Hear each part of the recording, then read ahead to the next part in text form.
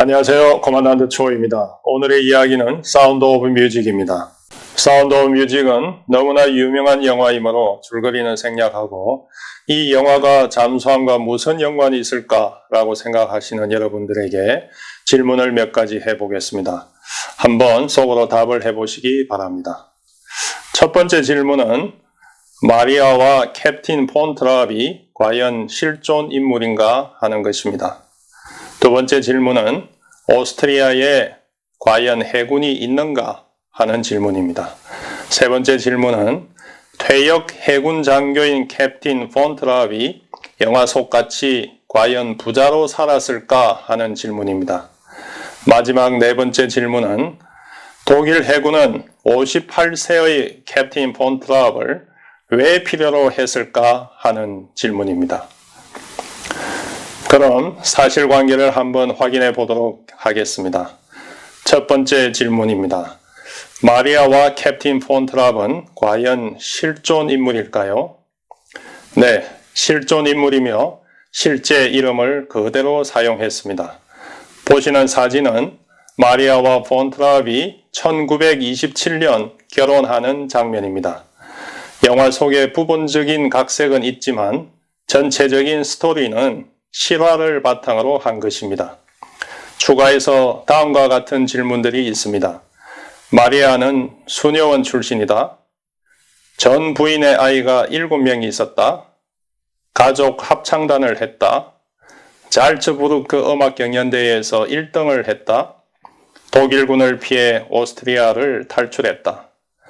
예, 이들도 모두 사실입니다. 두 번째 질문입니다. 내륙 국가인 오스트리아에 과연 해군이 있을까요? 물론 지금은 오스트리아에 바다도 없고 해군도 없습니다. 영화의 배경이 되는 2차 대전 직전인 1930년대에도 오스트리아에는 해군이 없었습니다. 하지만 그 이전 1차 대전이 끝나는 1918년 이전에는 오스트리아에 막강한 해군이 있었습니다. 한때 오스트리아 헝가리 제국은 유럽에서 가장 강한 나라였습니다. 1차 대전 전 연녹색이었던 나라가 1차 대전 패전으로 오스트리아 헝가리는 물론 체코슬로바키아, 루마니아, 유고슬라비아, 불가리아로 분리되었습니다. 이 사진은 1차 대전 개전 당시 오스트리아 헝가리 제국의 막강한 해군력을 보여주고 있습니다. 1차 대전 당시 가장 큰 전함이었던 드레드노트급을 포함해서 구축함급 이상 전함만 50여 척이 있었고 잠수함이 6척이 있었습니다. 1차 대전 기간 중에는 독일로부터 잠수함을 21척 더 지원을 받습니다. 사진에서 보시면 독일, 오스트리아, 헝가리 제국, 오스만 투르크 제국이 동맹을 맺어서 붉은색으로 표시가 되어 있습니다. 연합국은 영국, 프랑스, 이태리, 러시아와 같이 노란색으로 표시가 되어 있고 중립국은 초록색으로 표시가 되어 있습니다. 독일 제국은 영국과의 교전에 주력을 기울였으며 발틱해와 대서양에서 주 해전을 치루었습니다. 오스트리아 헝가리 제국은 지중해와 아드리아해에서 주로 이태리와 그리스, 프랑스 함대와 교전을 하였습니다. 오스트리아 헝가리 제국 해군은 지중해와 아드리아해에서의 패권을 차지하기 위해 전력을 경주했습니다.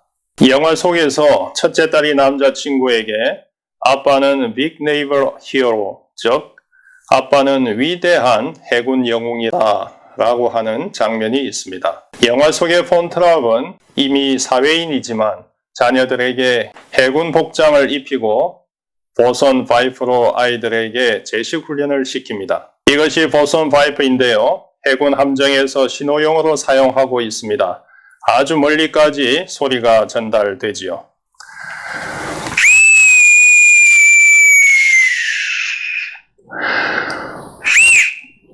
그는 마리아와 결혼할 때에도 해군 제복을 입습니다.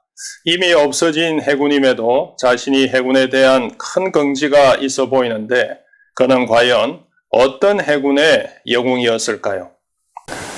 그의 풀네임은 기오르그 루드위히 리터 폰 트랍입니다.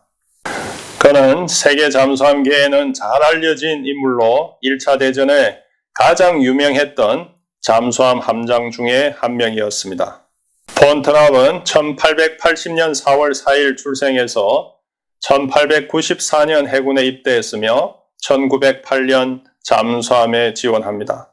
그리고 1910년부터 13년까지 U6의 인수함장 임무를 수행합니다.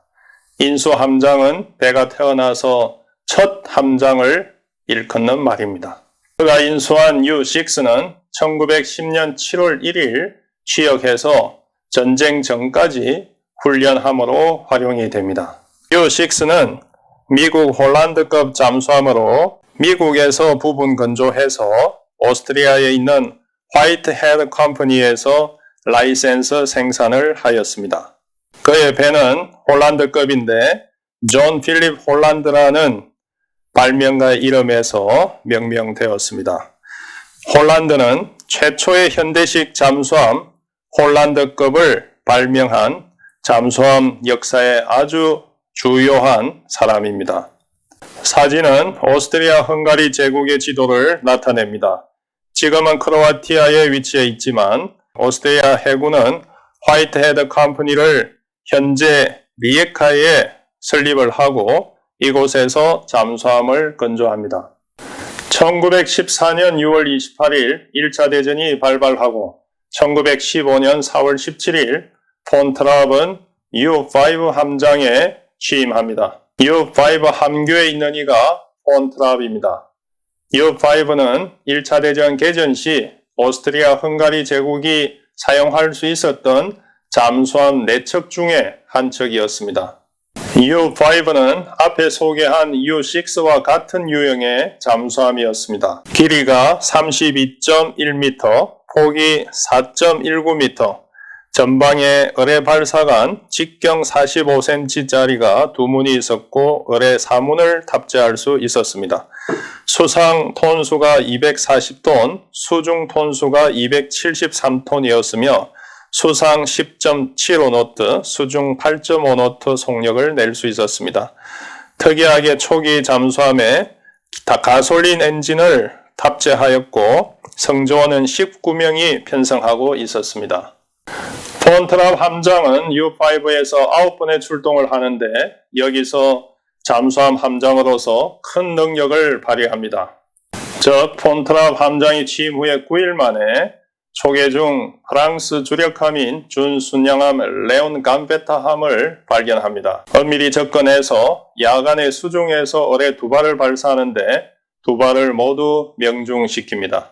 이 공격은 아드리아해에서 최초로 수중 야간 공격에 성공한 잠수함으로 기록됩니다. 12,500톤급 프랑스 순양함은 10분 만에 침몰하고 마침 편성하고 있었던 빅토 베프티스틴 세네스 소장을 포함해서 648명이 사망하게 됩니다. 이는 연합국에 큰 충격을 주었으며 보시는 사진과 같이 침몰하는 순양함 옆에 U5도 보입니다. 1915년 8월 5일 그는 잠수함 한 척을 발견합니다. 그 잠수함은 이태리 잠수함 네라이더함이었습니다. 먼저 네라이더함이 U5를 향해 어뢰 한 발을 발사합니다. U5는 명중되지 않았고 회피 자망하는 네레이더함을 향해 U5가 어뢰 한 발을 명중시킵니다. 이로 인해 네레이더함은 전 성조원과 함께 침몰됩니다. 이 교전은 1차 대전 해전 중 희귀한 잠수함 대 잠수함전으로 기록됩니다. 폰 트랍의 U5는 1915년 8월 29일 그리스 전기선인 카팔로니아를 격침시키기도 합니다. 폰 트랍 함장은 1915년 11월 말 U5 함장을 인계하고 U14 함장으로 취임을 합니다. 그가 지휘를 맡은 U14는 특별한 역사를 가지고 있었습니다. U14는 원래 프랑스 퀴리함이었는데 퀴리함이 오스트리아 헝가리 제국의 주항인 풀라항의 침투 과정에 방어 그물에 걸리게 되고 부상을 시도했지만 오스트리아 헝가리 해군의 공격에 의해서 침몰하게 됩니다. 수명이 죽고 남은 생존자들은 모두 포로가 됩니다. 이후 오스트리아 헝가리 해군은 이 가라앉은 퀴리함을 올려서 수리를 하고 개조한 다음 U-14로 명명해서 사용을 합니다. 퀴리함은 당시 잠수함계에서는 최신형 가장 큰 잠수함 중에 하나였습니다. 폰트랍 함장은 U-14에서 얼마나 전과를 냈을까요? 놀라지 마십시오. 보시는 바와 같이 한 화면을 가득 채울 만큼 많은 전과를 올립니다. 이와 같이 캡틴 폰트랍은 U-5, U-14 두 척의 함장으로서 19번 출동 중에 13척의 연합군 선박을 격침시키고 프랑스 순양함 레온 감베타함과 이태리 잠수함 네라이더함을 격침시켰으며 상선 한 척을 납포하기도 했습니다. 그는 어떤 수상함 잠수함 함장도 이루지 못한 엄청난 전과를 세운 최고의 오스트리아 헝가리 제국의 함장이었던 것입니다.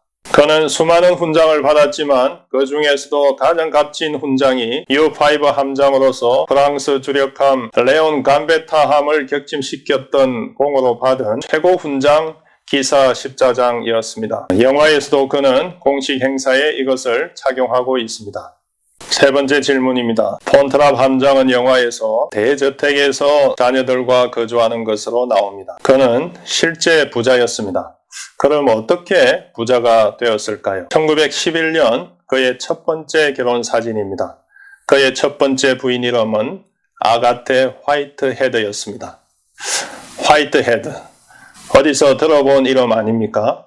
예, 아까 폰트랍이 U-6를 인수할 때 그 조선소 이름이 화이트헤드 컴퍼니라고 했습니다. 바로 그 회사 설립자가 폰트랍의 첫째 부인 아가테 화이트헤드의 할아버지였습니다. 바로 이분인데요. 이분이 바로 현대 의뢰의 아버지라고 불리우는 분입니다. 오늘 초기 잠수함 개발사에 나오는 위인들의 이야기를 많이 듣습니다. 홀랜드나 화이트헤드나 이분들 이야기는 별도로 시간을 내야 할 만큼 해야 할 이야기가 많습니다.